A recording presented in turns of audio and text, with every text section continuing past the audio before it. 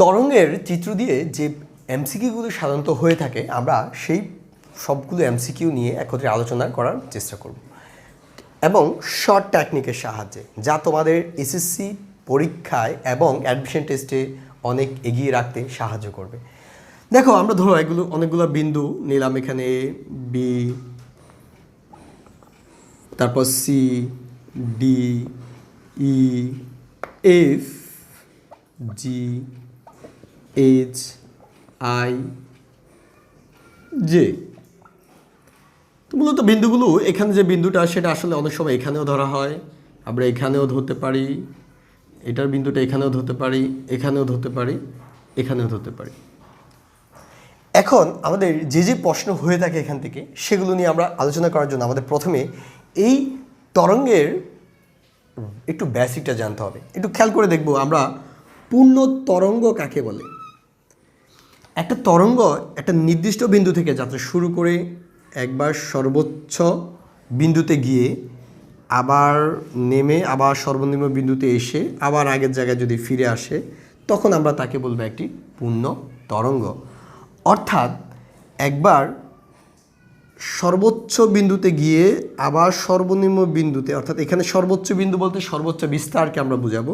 একবার সর্বোচ্চ বিস্তার হয়ে আবার সর্বনিম্ন বিস্তার হয়ে আবার আগের জায়গায় ফিরে আসতে তাকে আমরা বলবো একটি পূর্ণ তরঙ্গ দৈর্ঘ্য। এই পূর্ণ তরঙ্গ দৈর্ঘ্যকে আমরা ল্যামডা দ্বারা প্রকাশ করি। আর এই পূর্ণ তরঙ্গ দৈর্ঘ্যের অর্ধেক যাকে আমরা বলতে পারি, অর্থাৎ এখান থেকে শুরু করে এখান পর্যন্ত এই অংশটুকুকে আমরা বলতে পারি λ/2, অর্থাৎ পূর্ণ তরঙ্গের অর্ধেক। আবার খেয়াল করে দেখো এখানেও পূর্ণ তরঙ্গের একটা অর্ধেক, অর্থাৎ এখানেও হচ্ছে এইটুকু λ/2, λ/2, অর্থাৎ দুইটা যোগ করলে এখানে পাওয়া যাবে ওই যে আমাদের ল্যামডা, অর্থাৎ একটা পূর্ণ তরঙ্গ দৈর্ঘ্য। এখন আমাদের এই যে অর্ধেক, অর্থাৎ আমরা হাফ সাইকেল যেটাকে বলতে পারি, অর্ধচক্রের দূরত্ব হচ্ছে যেখান থেকে যাত্রা বিন্দু সেখান থেকে অর্ধচক্রের দূরত্ব হচ্ছে λ/2। আর এই λ/2 এর অর্ধেক যদি আমরা নেই, ঠিক এই এইটুকু ডিস্টেন্স আমরা যদি মাপি তাহলে আমরা পাবো λ/2 এর অর্ধেক। কীভাবে দেখো, এই পুরো অংশটা যদি হয় λ/2 তাহলে আমাদের এই অংশটা হবে λ/2 এর অর্ধেক, অর্থাৎ λ/2 এর অর্ধেক আলটিমেটলি আমরা বলতে পারি λ/4। অর্থাৎ আমাদের এইটুকু ডিস্টেন্স হচ্ছে λ/2। এটা খুবই গুরুত্বপূর্ণ, আমাদের কাজে লাগবে একটু পরে আমরা যখন বিভিন্ন বোর্ডের এমসিকিউগুলো সলভ করব তখনই আমাদের এই কনসেপ্টটা কাজে লাগবে। একটু খেয়াল করে দেখো, আবার বলি, এই অংশটুকু আমাদের হচ্ছে λ/2 আর অর্থাৎ একটা অর্ধচক্র হচ্ছে λ/2, অর্ধচক্রের অর্ধেক এই অংশ এবং এই অংশ λ/4, এই অংশ λ/4, আবার এই পুরো অর্ধচক্রের অর্ধেক এই অংশ সেটাও λ/4, আবার এই পুরো অর্ধচক্রের অর্ধেক সেটাও λ/2, 4। আবার আমরা যদি বলি এখান থেকে এইটুক কত সেটাও λ/4। এবার বন্ধুরা কীভাবে পরীক্ষা এসে থাকে এই গ্রাফ দিয়ে সেটা আমরা একটু দেখি। ধরো আমাদের পরীক্ষা আসলো যে বি বিন্দু থেকে জি বিন্দুর দূরত্ব কত, আমরা কিভাবে কাউন্ট করব। দেখো বি বিন্দু থেকে জি বিন্দুর দূরত্ব, অর্থাৎ এই বিন্দু থেকে আমাদের এই বিন্দুটার দূরত্ব নির্ণয় করতে হবে। কিভাবে নির্ণয় করব দেখো, একটু আগেই আমরা দেখেছিলাম যে একটা অর্ধচক্রের অর্ধেক দূরত্ব হচ্ছে λ/4, অর্থাৎ অর্ধচক্রের অর্ধেক দূরত্ব হচ্ছে λ/4। তাহলে দেখো এইটুকু হচ্ছে λ/4, আবার এইটুকু হচ্ছে λ/4। তাহলে একটু খেয়াল করলে ভালোভাবে দেখতে পাবো এখানে λ/4 হচ্ছে একটা, এই যে একটা λ/4, দুইটা λ/4, এখানে একটা λ/4, তিনটা λ/4, এখানে একটা λ/4, চারটা λ/4, এখানে একটা পাঁচটা λ/4। অর্থাৎ দেখো তুমি এই ক্ষুদ্র ক্ষুদ্র 5টা ভাগে ভাগ করতে পারো, 1 ভাগ, 2 ভাগ, 3 ভাগ, 4 ভাগ, 5 ভাগ। অর্থাৎ তোমার বি থেকে জি এর দূরত্ব হচ্ছে 5 λ/4। খুব সহজেই তোমরা এই টেকনিকের সাহায্যে যে কোনো দুইটা বিন্দুর দূরত্ব বের করতে পারো। সাপোজ আমাকে যদি বলে সি থেকে এ বিন্দুর কত, দেখো আমরা সেখানে সহজেই বের করতে পারি। এই যে সি থেকে এইটুক ডি অর্থাৎ একটা পূর্ণ অর্ধচক্রের অর্ধেক হচ্ছে λ/4 λ/4 তাহলে একটা λ/4 দুইটা তিনটা দেখো তাহলে সি থেকে এফ বিন্দু দূরত্ব হচ্ছে 1 2 3 3 λ/4। এভাবে তোমরা যদি ভোট প্রশ্ন দেখো দেখবে এই গ্রাফ দিয়ে অসংখ্য এমসিকিউ বিগত সালে পরীক্ষায় এসেছে। তোমরা এই টেকনিকের সাহায্যে ট্রাই করবে, দেখবে সবগুলো মিলে যাবে ইনশাআল্লাহ। ধরো এখন উদ্দীপকে দেওয়া আছে বি থেকে এইচ বিন্দুর দূরত্ব 3 মিটার। এখন আমাকে বের করতে হবে তরঙ্গ দৈর্ঘ্য অর্থাৎ ল্যামডা কত। তো এটা আমরা কিভাবে করব একটু দেখো, আমরা খেয়াল করলেই খুব সহজেই পূর্বের টেকনিকের সাহায্যে আমরা এটা নির্ণয় করতে পারি। কিভাবে দেখো, আমাকে বি থেকে এইচ বিন্দুর দূরত্ব দেওয়া আছে। বি থেকে এইচ বিন্দুর দূরত্ব যদি আমরা হিসাব করি তাহলে দেখতে পাবো এখানে 1 λ/4, 2টা λ/4, 3টা 4টা 5টা 6টা, অর্থাৎ বি থেকে এইচ পর্যন্ত দূরত্ব হচ্ছে 6 λ/4। 6 λ/4 হচ্ছে বি থেকে এইচ এর দূরত্ব। তাহলে খেয়াল করে দেখো আমরা লিখতে পারি 6 λ/4 = 3, অর্থাৎ আমাকে প্রশ্নে দেওয়া আছে যে বি থেকে এইচ এর দূরত্ব 3 মিটার। তাহলে আমরা বলতে পারি 6 λ/4 = 3, বা আমরা যদি ক্যালকুলেশন করি 6 λ = 12 বা λ = 2। দেখো আমরা খুব সহজেই তরঙ্গ দৈর্ঘ্যটা পেয়ে গেছি। আমরা জানি ল্যামডার যে মান সেটাই তরঙ্গ দৈর্ঘ্য। এরপর যে আমরা দেখব দশা পার্থক্য থেকে যে অঙ্কগুলো পরীক্ষায় এসে থাকে। তো দশা পার্থক্যের মধ্যে আমাদের যে জিনিসটা আগে জানতে হবে,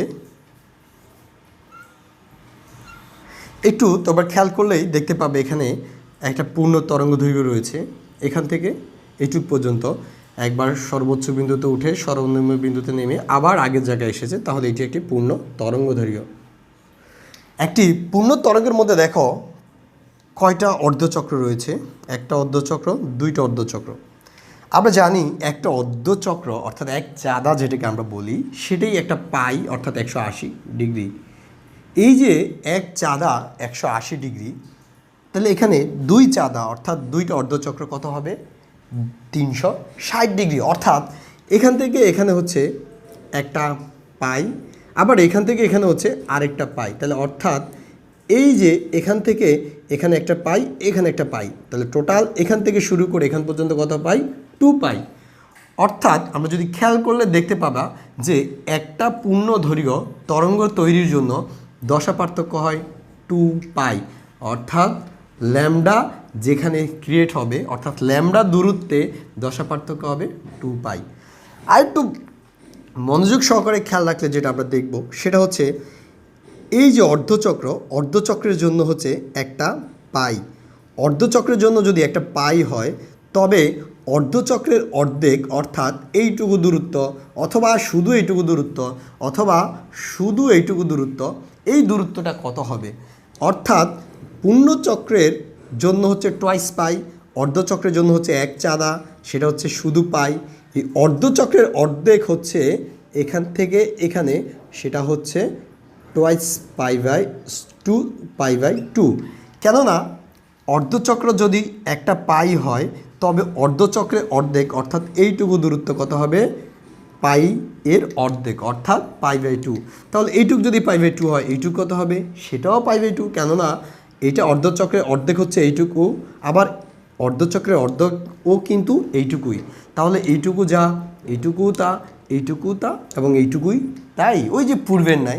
এখানে যেটা মনে রাখতে হবে যে তরঙ্গ দৈর্ঘ্যের ক্ষেত্রে অর্থাৎ দূরত্বের ক্ষেত্রে আমরা বলেছিলাম যে অর্ধচক্রের অর্ধেক হচ্ছে λ/4, কিন্তু দশা পার্থক্যের ক্ষেত্রে অবশ্যই মনে রাখতে হবে যে অর্ধচক্রের অর্ধেক হচ্ছে π/2। এবার যদি ধরো আমাকে প্রশ্ন করে যে বি থেকে, ধরো আমাকে বলল যে বি থেকে ই বিন্দুর দশা পার্থক্য কত, আমরা যদি হিসাব করি তাহলে দেখতে পাবো দেখো এখানে রয়েছে অর্ধচক্রের অর্ধেক, অর্থাৎ এইটুকু আমরা জানি এটা অর্ধচক্র, অর্ধচক্রের অর্ধেক আমরা জানি 5/2। তোমরা শুধু এইটুকুই মনে রাখবে যে এখানে একটা 5/2, এখানে একটা 2টা, এখানে একটা 3টা। তাহলে বি থেকে আমরা যদি হিসাব করি বি থেকে ই পর্যন্ত কয়টা 5/2? একটা, 2টা, 3টা। তাহলে অ্যান্সার হবে 3π/2, সেটাই অ্যান্সার। শুধু তাই নয়, তোমাদের যে কোনো বিন্দু, দুইটা বিন্দুর মধ্যে যে কোনো দুইটা বিন্দুর দশা পার্থক্য যদি বের করতে বলে তোমরা ঠিক এভাবেই বের করবে।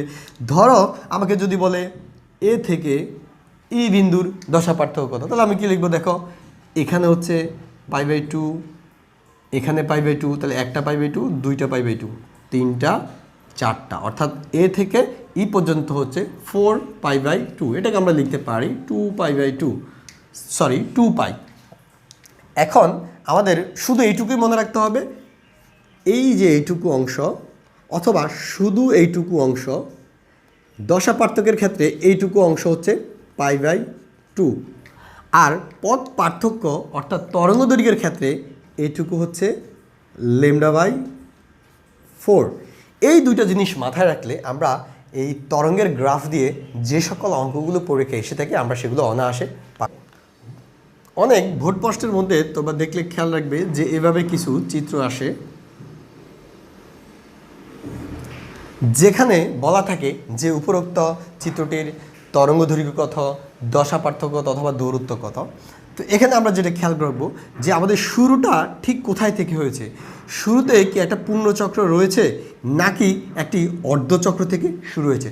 ধরি আমরা এভাবেই যদি চিত্রটি থাকে তাহলে যেটা আমরা দেখব, দেখো আমরা যদি প্রথমে তরঙ্গ দৈর্ঘ্যের কথা চিন্তা করি বা তরঙ্গ দৈর্ঘ্য মিন্স দূরত্ব, এখানে হচ্ছে একটা λ/4, 2টা λ/4, 3টা λ/4, 4টা λ/4, 5টা λ/4, 6টা, 7টা, অর্থাৎ অথবা আমরা এদিকে 7টা λ/4, অর্থাৎ 7 λ/4, অর্থাৎ এটার দূরত্ব হচ্ছে 7 λ/4।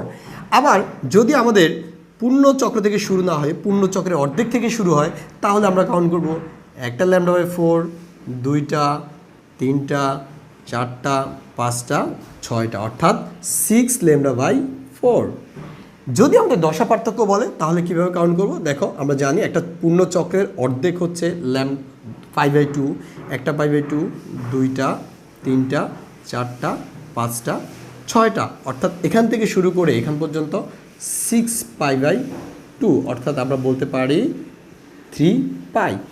এভাবে তোমরা ভোট প্রশ্নগুলো এই নিয়মে সলিউশন করে দেখতে পারো, সবগুলোই ইনশাআল্লাহ